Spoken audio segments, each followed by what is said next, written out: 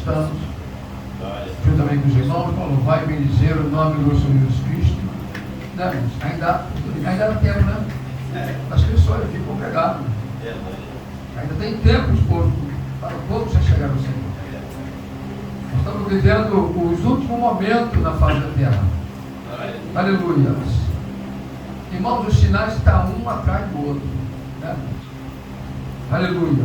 Nós estamos vendo aí os sinais que Deus deixou acontecer. É melhor para sentar, Deus abençoe os irmãos em nome de Jesus.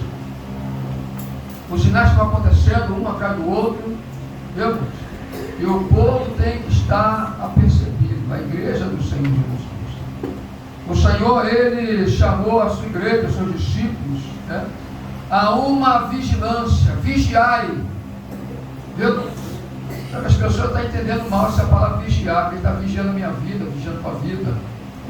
E a Bíblia manda vigiar quanto à vida, não é quanto à vida dos outros, é quanto à vida do Senhor Jesus. Porque diz a Bíblia que Ele virá como um ladrão. O ladrão não avisa quando vem. Você não sabe quando o ladrão vai vir na tua casa. E a vinda do Senhor Jesus, a vinda do Senhor Jesus, que vai ser a mesma coisa. E o Senhor, os discípulos perguntando a Jesus, o Senhor falou, a resposta de Jesus falou, acautelai-vos que ninguém vos engane. O Senhor não quer os dele enganar. O diabo tem feito grandes sinais na face da terra, e a Bíblia diz que os sinais que ele fez, se possível fora, enganaria os escolhidos. Os escolhidos do Senhor Jesus não são enganados. Muitos são enganados, mas poucos escolhidos. E esses poucos escolhidos não serão enganados pelo diabo, pelas obras das trevas, porque eles foram iluminados pelo Espírito Santo de Deus. Ei, devassário. Agora ninguém nos engana. Alguém te engana? Alguém te engana? Não nos engana mais, irmãos. O nosso entendimento foi iluminado pelo Espírito Santo de Deus, de maneira que nós jamais seremos enganados pelas obras do diabo. Viu, irmãos? Irmão, está vendo uma coisa gloriosa num vídeo que aconteceu lá nos Estados Unidos, parece numa universidade, acho que é Kentucky, o nome Kentucky, uma cidade lá. Começou um culto lá nessa universidade, e aí daqui a pouco o culto terminou, e foram uns 30 jovens lá no fundo, e continuaram cultuando, louvando lá, e estavam indo embora, voltaram, voltando, e ali foi enchendo, foram para dentro da igreja, estão 144 horas louvando a Deus dentro da igreja. Vão embora, aquela romaria de crente entrando e saindo, um avivamento daquela cidade. E das outras universidades, o povo estava saindo das universidades e indo para lá.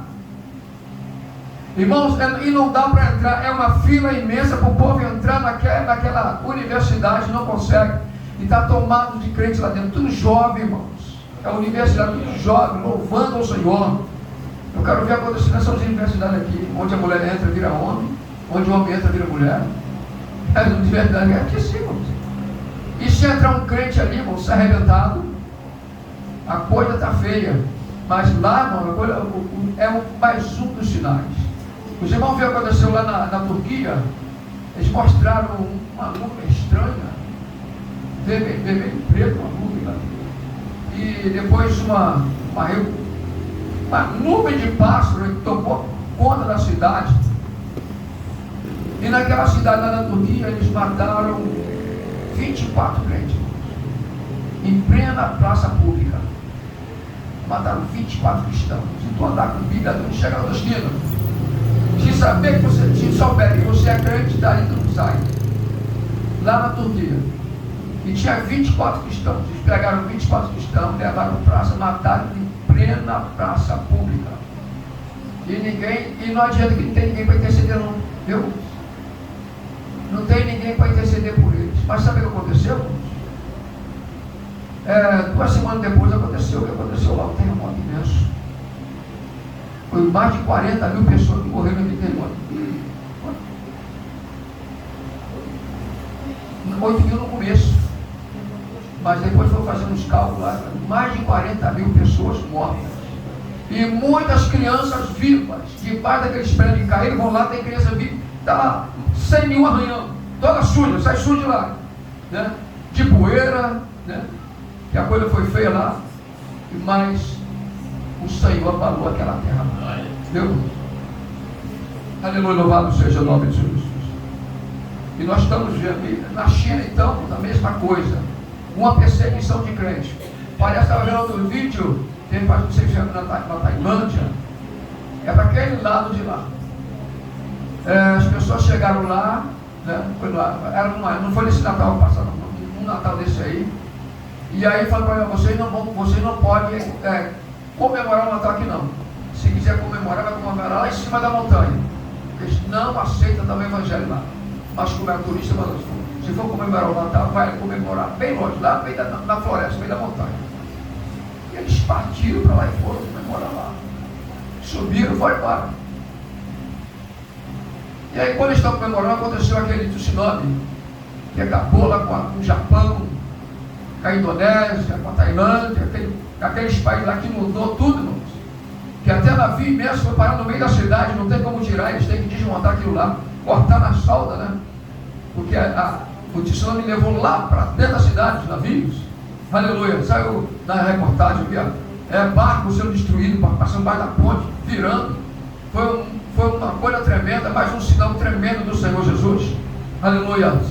E aí os que estavam na montanha, quando soube, desceram para ajudar as pessoas. Aí eles passaram a ter uma nova visão das pessoas que foram para lá. Aí ali começou a haver um avivamento, porque os crentes desceram para ajudar as pessoas. E ali então o avivamento começou no meio e escaparam. Olha que coisa gloriosa. Às vezes a desgraça tem que vir como acordar. Viu, irmão? O nosso Deus não dorme, irmão. No meio de uma calamidade, no meio da desgraça, o Senhor consegue tirar louvor para o nome dele. Viu? Eu quero deixar para a nossa meditação, meu louvor, né? Hoje, o Lázaro está sendo falado essa semana, o Lázaro. Para falar que eu estou de Lázaro. Lá na igreja hoje, pregação, foi Lázaro. Eu tinha feito um estudo acerca de Lázaro, né? Quando Lázaro estava no meio da cidade. Aí as pessoas, sabe isso aqui? Esse aqui Jesus ressuscitou ele. Começou a divulgar para a pessoa que lá tinha sido ressuscitado por Jesus. Coisa gloriosa, né? As pessoas dando testemunho de Lázaro, com esse defunto aqui, ó, que Jesus ressuscitou, né? Que coisa gloriosa, irmãos. As maravilhas que Jesus fez. E ainda faz hoje, irmãos. Ainda faz maravilha hoje. E aí alguns dias pregaram de novo. Lázaro, o negócio está sério, irmãos. Tem vitória a ele, né, irmão? Coisa gloriosa. Eu quero deixar para a nossa meditação, né, irmãos? No livro de João 5. João 5. Olha.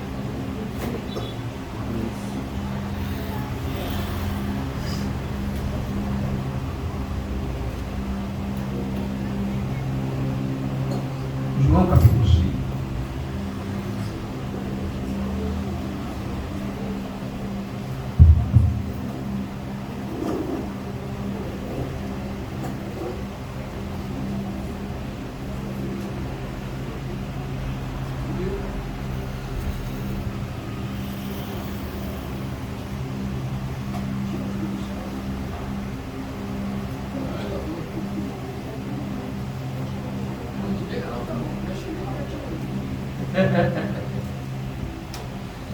Jesus cura um paralítico de Betesda. É o tema. Depois disto, né, depois do Senhor haver feito um milagre na vida de um oficial, na vida do filho do oficial, depois desse milagre, o Senhor, depois disso havia uma festa entre os judeus, e Jesus subiu a Jerusalém. Ora, em Jerusalém, à próxima porta das ovelhas, um tanque chamado em hebreu Betesda, o qual tem 5 alpendres. Nestes ali, a grande multidão de enfermos. Era cego, era coxo de paralítico, versões antigas dele que eram mancos e ressecados, esperando o movimento das águas, porquanto o anjo descia em certo tempo ao tanque e agitava a água, e o primeiro que ali descia, depois do movimento da água, sarava de qualquer enfermidade que tivesse. E estava ali um homem que havia 38 anos se achava enfermo. E Jesus, vendo este deitado e sabendo que estava naquele estado havia muito tempo, disse: queres ficação? E o enfermo respondeu: Senhor, não tenho homem algum que quando a água é agitada me coloque no tanque. Mas enquanto eu vou, desce outro antes de mim. Disse-lhe Jesus: levanta, toma tua cama e anda. Logo aquele homem ficou curado, tomou a sua cama e partiu. E aquele dia era sábado, era o Shabat. Então os judeus disseram àquele que tinha sido curado: é sábado, não te é lícito levar a cama. E ele respondeu-lhes: aquele que me curou, ele próprio diz: toma a tua cama e anda. E perguntaram-lhe, pois, quem é o homem que te disse: toma a tua cama e anda? E o que fora curado não sabia quem era, porque Jesus havia se retirado em razão de naquele lugar haver grande multidão. Depois Jesus encontrou-o no templo e disse-lhe: eis que já está são, já está curado, não peques mais, para que te não aconteça alguma coisa pior. E aquele homem foi anunciar aos judeus que Jesus era o que o curara. E aí colocaram Jesus no templo. E aí que os judeus queriam matar Jesus, porque Jesus foi bem por alguém no dia de sábado. Irmãos, até hoje o judeu guarda o sábado. Até hoje.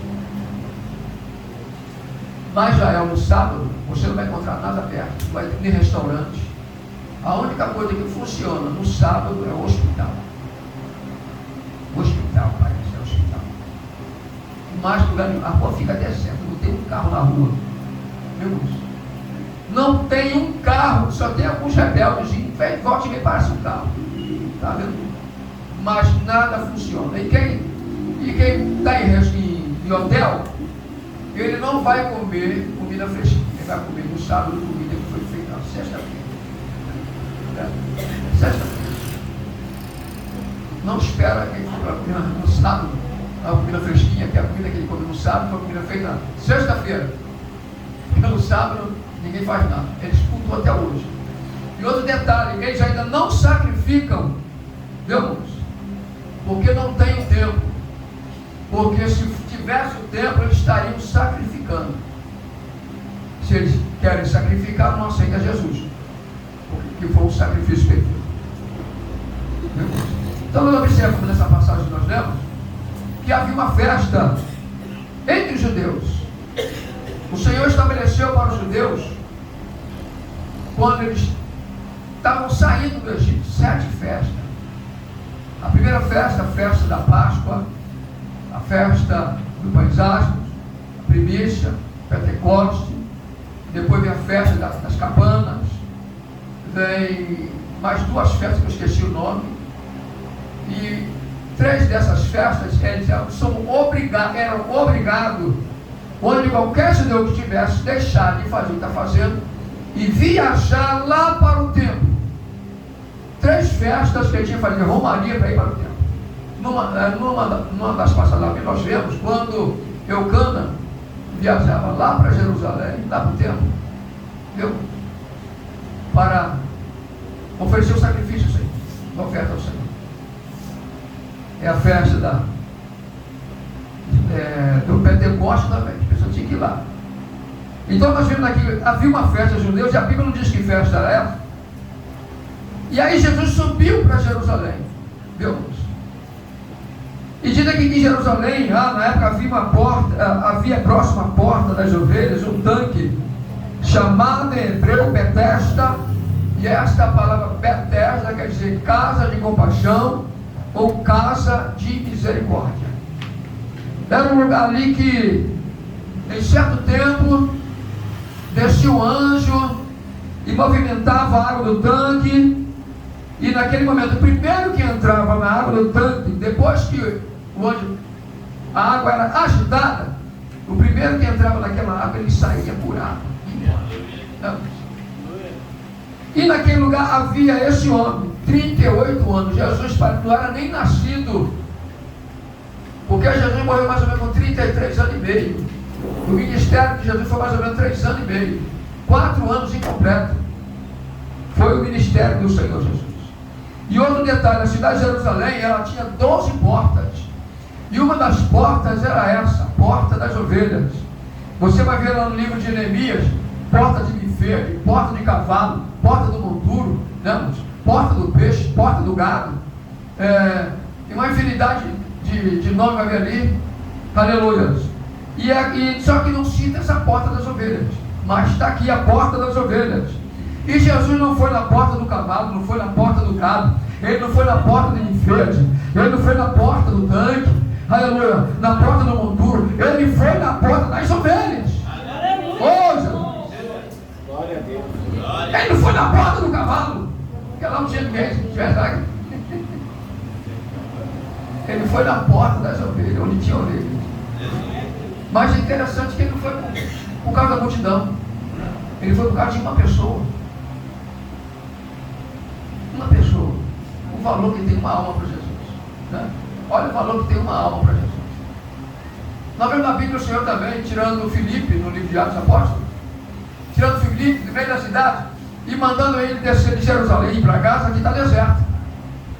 E aí Filipe não entendeu, mas ele foi, ele obedeceu, desceu da cidade de Jerusalém e foi para Gaza, que estava deserto. E ali vinha passando um eunuco que tinha ido para o templo para adorar e voltava da terra dele, com o roubo da palavra de Deus, e Filipe então entendeu o que o Espírito de Deus queria com ele naquele lugar. Vendo aquele eunuco, mordomo, moda rainha de Cantança, com o rolo na mão, perguntou: entende tu que lê? Não poderia entender se não tem ninguém que me ensine. Aí Filipe subiu na carroça e foi ensinar ele, falar de Jesus. Aí depois perguntou aqui: eis aqui a água. Quem me pede? O eunuco pedindo batismo. Eis aqui a água que me impede de ser batizado. Aí o Filipe diz para ele: olha, isso se crê de todo o coração. Eu creio que Jesus é o Cristo. Pararam a carruagem, desceram onde tinha água lá, batizou o eunuco. Quando ele batizou, que o eunuco viu, o Filipe subiu. Ele apareceu 100 quilômetros da cidade de Azor, indo em direção à cidade de Samaria. E ali na cidade de Samaria ele ficou lá mais ou menos 20 anos. Jesus mandou entrar de uma alma. E nós vemos pessoas querendo pregar para a multidão, né? Só quer pregar para a multidão. Igreja vazia não quer entrar para a igreja vazia, não. Viu? Não quer, não. Ele quer pregar em multidões. Quando tem multidão, porque é ele que quer aparecer.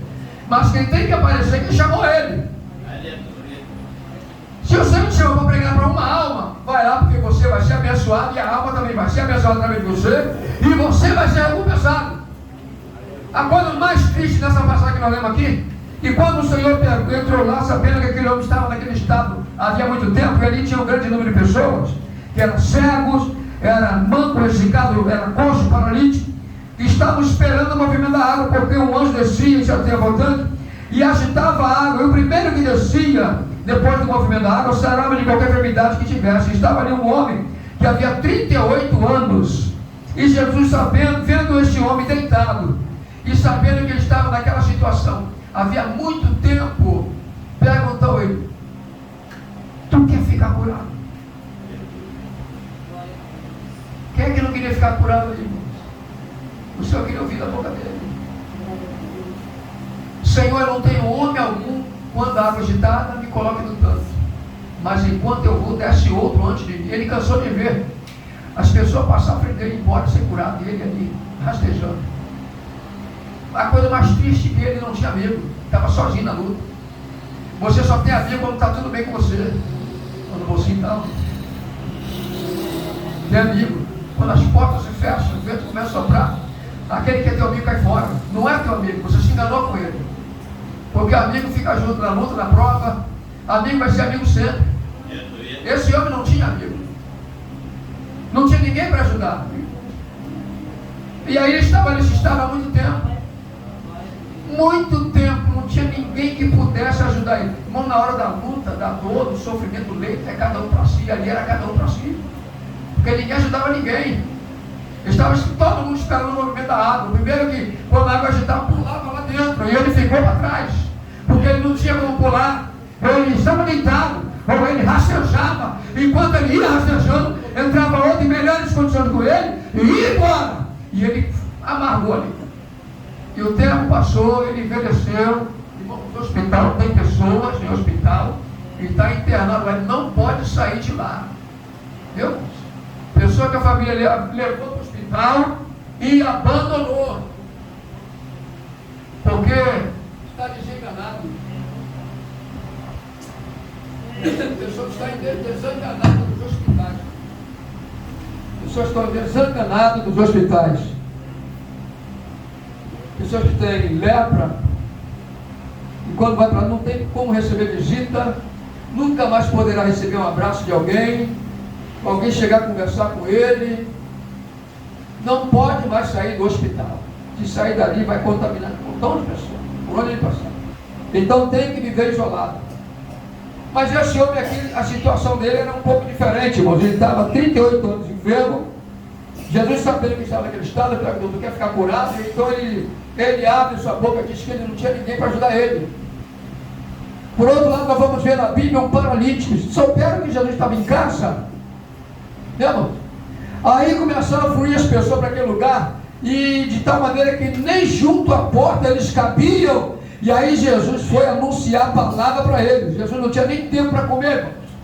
Se você for ler lá no livro de Marcos, capítulo 1, 2, 3, 4, você vai ver ali, aleluia, nas referências ali, que Jesus não tinha tempo para comer. Ele parava ali a comer para atender a multidão. E aí souberam que Jesus estava em casa. Aí tinha um paralítico, que aí tinha 4 amigos. Os 4 amigos pegou aquele paralítico, colocaram ele na maca, levaram até lá, chegaram lá, a porta estava fechada, porque estava cheio de pessoas. Mas eles não desistiram. Sabe o que eles fizeram? Eles foram lá, destelharam a casa e desceram o paralítico. E aí a palavra vai dizer que Jesus, vendo a fé, não do paralítico, mas a fé dos amigos do paralítico, aí o Senhor curou ele por causa dos amigos dele. E aí Jesus falou: filho, perdoados todos os teus pecados. Mas no culto tinha alguém que conhecia a Bíblia. Tem sempre alguém que é sábio, né? Tem sempre alguém que sabe mais do que eu, do que você. Não estou nem preocupado com isso. Mas tem pessoas, irmãos, que tem tanto conhecimento que fica dando defeito nas pregações. E tinha ali escribas, tinha ali doutor da lei, tinha fariseus. E quando Jesus falou: filho, perdoar teus pecados, disse que Jesus estava blasfemando. Quem que pode perdoar pecados senão Deus? Ele não via Deus, mas Deus estava ali. Ele deixou sua glória, não deixou de ser Deus, né? Aleluia, Deus estava ali. Aí o Senhor Jesus, o Espírito Santo revela a Jesus o que passava na mente deles. E aí Jesus perguntou para ele: o que arrasou aí no vosso coração? Qual é o fácil de dizer ao paralítico: levanta-te e anda, né? Toma o teu leito e anda, né? Ou perdoa teus pecados. Aí o Senhor falou assim: ó, para que vocês saibam que o Filho do Homem tem poder na terra de perdoar pecado, levanta e anda. Levantou lá fora e foi embora. Foi embora.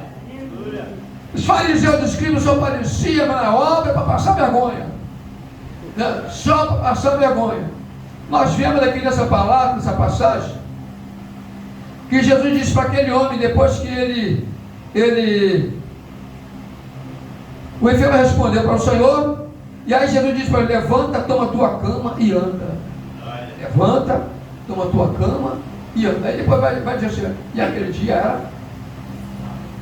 era sábado, era o Shabat. Logo aquele homem ficou curado, tomou sua cama e partiu. E aquele dia era sábado.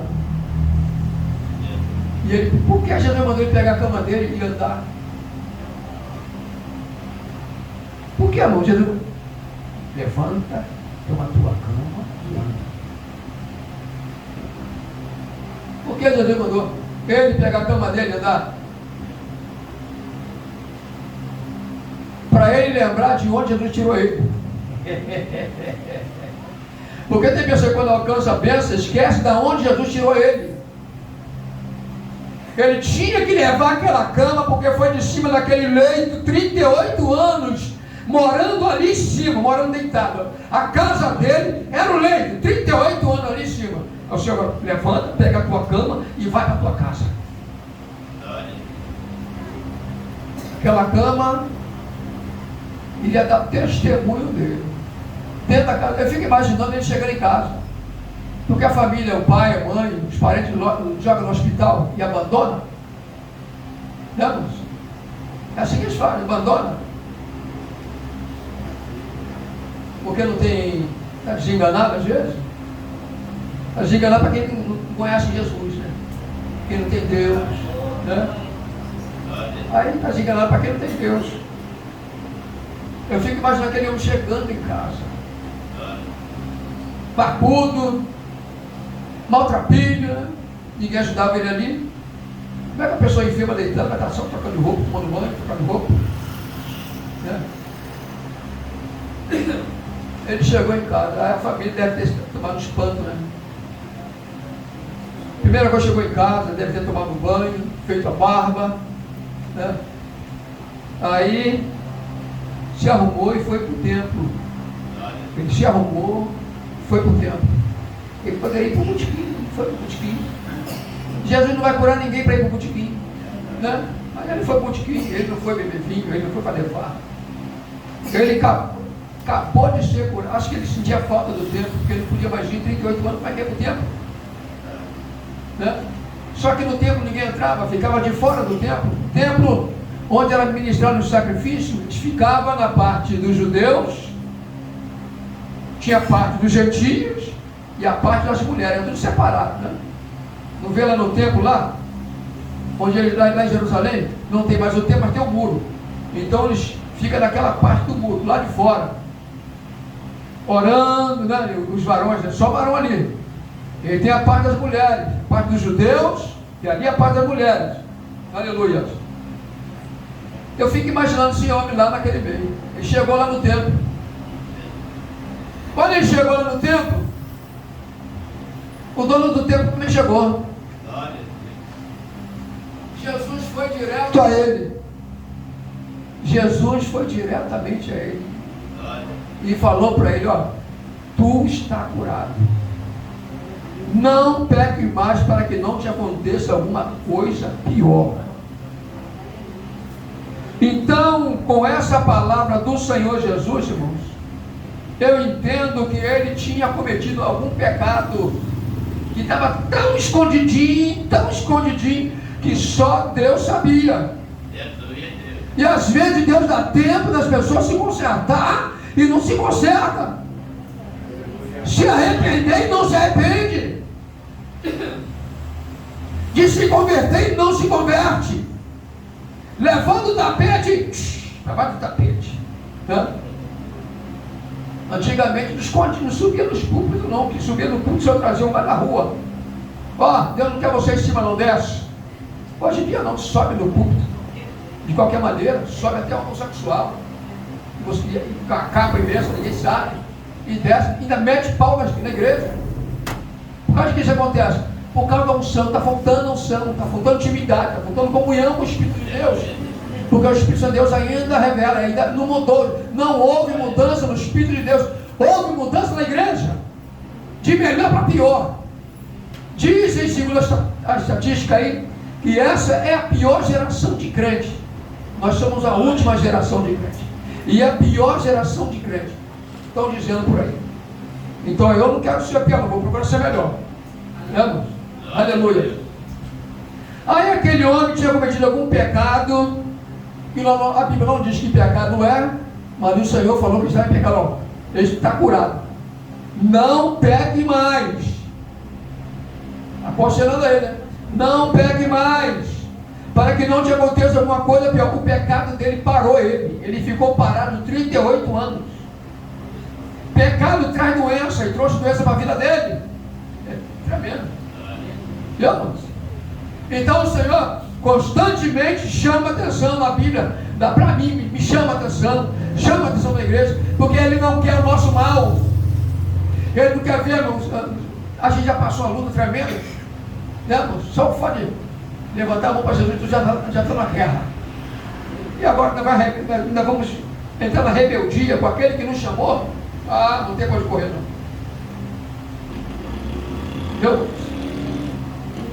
não tem para onde correr. em Hebreus diz que a horrenda coisa é cair na mão do Deus vivo. Pode cair na mão do Deus morto, mas na mão do Deus vivo ninguém tira. Né?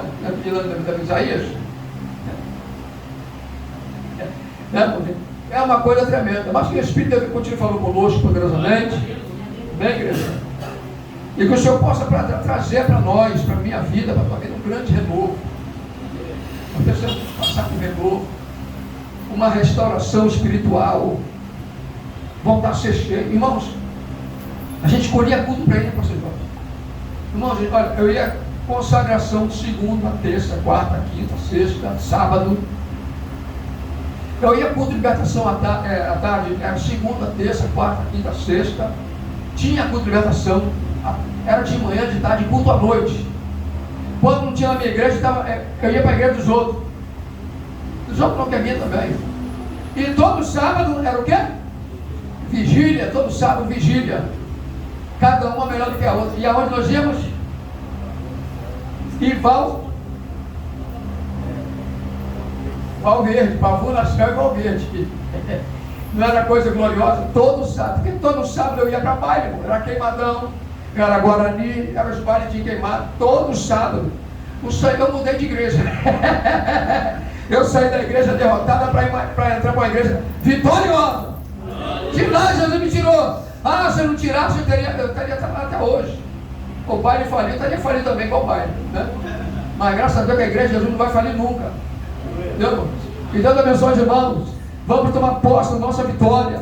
O Senhor está nos despertando através da sua palavra, porque tem laço para nós. O diabo ele anda bramando como um leão, buscando a quem possa tragar. Mas você não vai ver aquela coisa, aquele par de chifre, aquela capa imensa, aquela asa imensa, você não vai ver. Ele vai usar alguém para te atingir. Porque ele, para te atingir, ele precisa usar alguém que dá lugar a ele. Entendeu? E aí por isso que a Bíblia manda nós a dar uma vigilância, para que nós não vamos ser surpresos pelo inimigo. Que Deus abençoe a igreja em nome de Jesus.